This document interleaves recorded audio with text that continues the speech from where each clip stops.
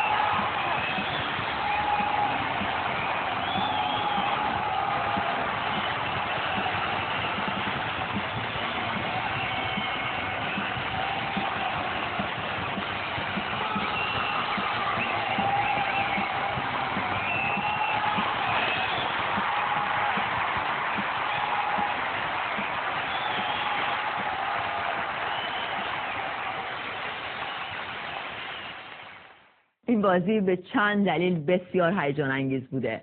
از هر تیم یک بازیکن اخراج شده بوده و ایران در 20 دقیقه آخر به خاطر اینکه همه تعویضا انجام شده بوده 9 نفره تیم اسرائیل رو شکست میده، چرا که یک بازیکنش هم در 20 دقیقه آخر مصدوم میشه.